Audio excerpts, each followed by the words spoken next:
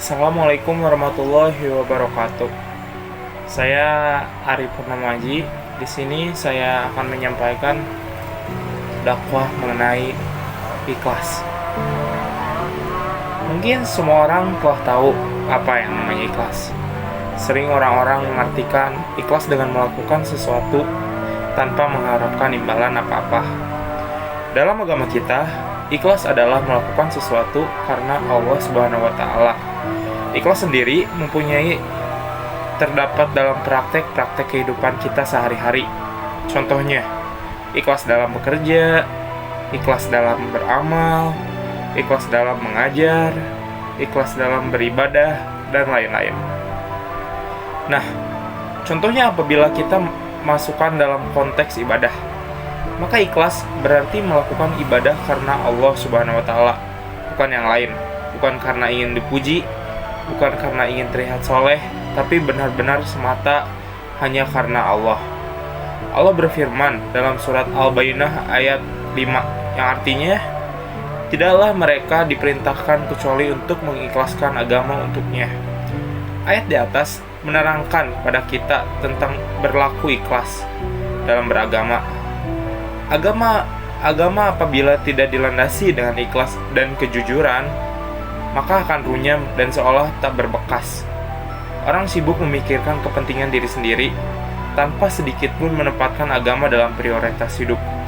Ikhlas dalam beragama menjadi sangat penting untuk pupuk dalam diri. Karena dengan ikhlas, semua urusan akan menjadi lebih terang dan mudah untuk dijalankan. Ikhlas juga menjadi peran penting untuk dipraktikkan karena setiap amalan yang kita lakukan tidak sah di mata Allah apabila tanpanya. Dalam hadis yang diriwayatkan oleh Imam Muslim, dalam kitab Syahih Muslim, diceritakan tentang suatu perkara yang akan terjadi nanti pada akhir di hadapan Allah Subhanahu wa taala.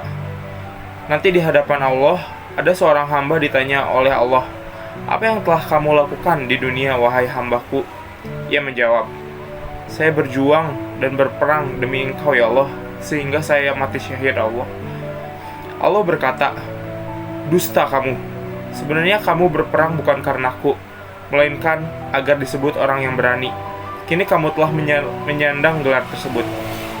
Kemudian Allah memerintahkan agar dia dicampakkan dan dilempar ke neraka. Kutipan di atas adalah contoh orang-orang yang beribadah dengan tidak ikhlas dan mengharapkan selainnya.